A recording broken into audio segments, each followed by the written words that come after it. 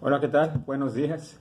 Quiero saludarles desde acá, desde Playa del Carmen, Quintana Roo, y mandarles un abrazo de amor fraterno y deseando que sigan creciendo en el conocimiento de Dios y creciendo en gracia delante de Él.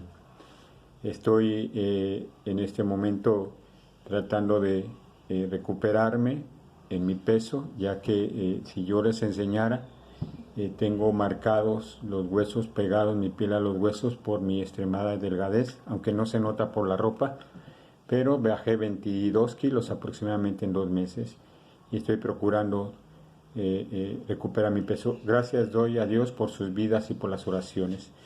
Continuando con compartirles lo que la palabra de Dios dice y lo que Él me ha enseñado como experiencia a través de este proceso de perfección, de llegar a la medida de la estatura del varón perfecto que es Jesucristo. Quiero comenzar con el tema de las consecuencias del pecado y la voluntad de Dios. Quiero aclarar que en la Biblia jamás Dios ni ha sido, ni será, ni fue la voluntad de Él que sufriéramos, que estuviéramos en depresión, que muriéramos. Jamás fue la voluntad de Dios, ni ha sido, ni será que nos enfermemos, que muramos de alguna manera por enfermedad o que muramos por un accidente. Pero el hombre dejó de creerle a Dios y desobedeció a Dios, y entonces entró el pecado. Pero la voluntad de Dios nunca fue esa. Yo quiero compartirles en Deuteronomio capítulo 10, versículo 12, lo que el Señor dice en su palabra y cuál es su voluntad. Su voluntad no ha cambiado. A pesar de que el hombre falló, no ha cambiado ni cambiará su voluntad y sigue presente la voluntad de Dios para con nosotros. Y esta es la voluntad de Dios. Ahora pues, Israel, ¿qué pide el Señor tu Dios de ti, sino que temas al Señor tu Dios, que andes en todos sus caminos y que le ames y sirvas al Señor tu Dios con todo tu corazón y con toda tu alma? Ese fue el propósito por el cual Dios nos creó y no ha cambiado. A pesar que el hombre fue infiel y comió del árbol de la ciencia del bien y del mal, que Dios le dijo que no comiera porque moriría en el momento que lo hiciera, ahora vivimos las consecuencias del pecado y sabemos ahora cuál es la voluntad de Dios. Las consecuencias del pecado son las que vivimos actualmente: las tragedias, los desastres naturales, la enfermedad, la muerte, que aunque la muerte es la paga del pecado, hablando de la muerte eterna, mas la dádiva de Dios es vida eterna después de la muerte, la vida que Jesús ganó en la cruz por nosotros y que vino a darnos vida en abundancia.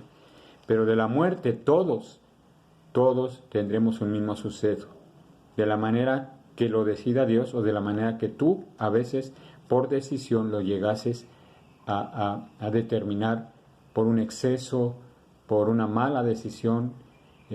Solamente en la soberanía de Dios se sabe eso. Pero ciertamente jamás Dios ha sido, ni será, ni fue su voluntad que padeciéramos. Sin en cambio, este mal Dios lo usa para bien de la gloria de su nombre, para bien de manifestar sus obras grandemente en nosotros. Yo soy testigo de ello.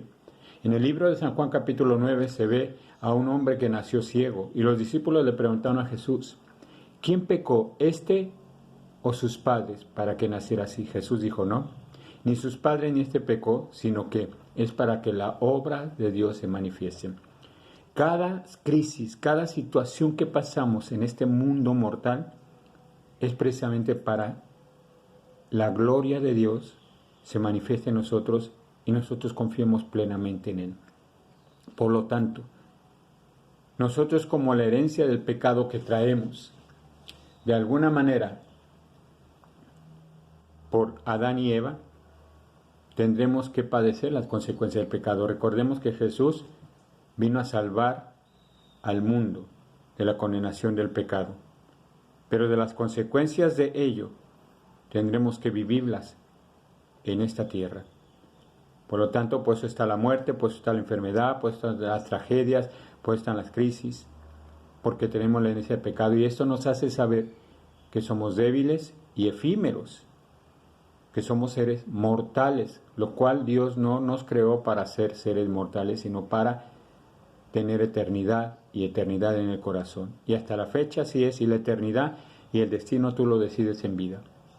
Con Dios en el cielo o atormentado en el infierno para siempre. De ahí el Señor nos salvó. Si tú has creído en Jesús, confía en Él y Él hará. Entonces lo que vivimos y experimentamos, justos e injustos, impíos o no impíos, pecadores o no pecadores, buenos o malos, no hay justo ni aun uno delante de Dios, todos padecemos consecuencias del pecado en la carne, en la sangre y en los huesos. Por lo tanto, Dios nos hace saber que somos débiles. Pero quiero también decirte que existe triunfo sobre el sufrimiento. Y esto es Jesucristo, es la vida y la resurrección. Ahora, te sirva de consuelo lo que te voy a decir. Jesús, el Hijo de Dios, padeció y sufrió, siendo el Hijo de Dios, por amor a nosotros. Y nosotros también sufrimos y padecemos por amor a Dios. Así que ánimo, levanta tu cabeza y confía en el Señor. Quiero compartirte algo que también quiero comentar, que las crisis y los problemas y los sufrimientos tienen una solución, tienen una fecha de caducidad, pero también tienen un aprendizaje. El doctor Batista dice en uno de sus libros, el sufrimiento es el inicio del aprendizaje. El sufrimiento comienza cuando la estabilidad se rompe debido a una crisis.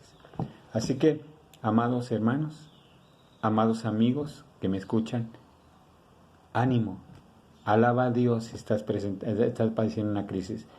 Tampoco juzguemos, aunque el pecado y su paga es la muerte, es un castigo, el hecho de que alguien muera por cáncer, o muera por un accidente, por una tragedia, o como Dios lo decida, o como la persona que lo decidamos por una decisión incorrecta, Dios hace su perfecta voluntad. Y recordemos que para nosotros el vivir es Cristo y el morir es ganancia. Para el que no conoce a Jesús no tiene esperanza alguna, al menos de que se arrepienta y reconozca a Jesús como su Dios y Salvador. Se arrepiente de sus pecados. La otra cosa que quiero comentarte también es muy importante. Confía en Dios. En los momentos más críticos de la vida, confía en Dios. Espera en Él. Espera en su palabra. Espera en su misericordia. Con una fe en su nombre, con una actitud creyendo en sus promesas y con el conocimiento de lo que sabes de Dios y de lo que conoces de Dios, te mantendrás firme ante las crisis. Dios te bendiga. Espero seguir continuando compartiéndote la palabra de Dios y la experiencia que yo he tenido en este proceso de perfección, de restauración. Él me hizo nuevo y quiero compartírtelo. Un abrazo fraterno. Dios te guarde. Dios te bendiga. No pongamos culpas, como quiero concluir, que porque la persona muere por alguna circunstancia de enfermedad, digamos que fue un castigo porque pecó. No juzguemos. Cada quien conoce su conciencia y sabemos que el que peque deliberadamente ya no hay más sacrificio por el pecado. Sin en cambio Dios dice en su palabra que al que recibe como hijo lo disciplina y lo instruye.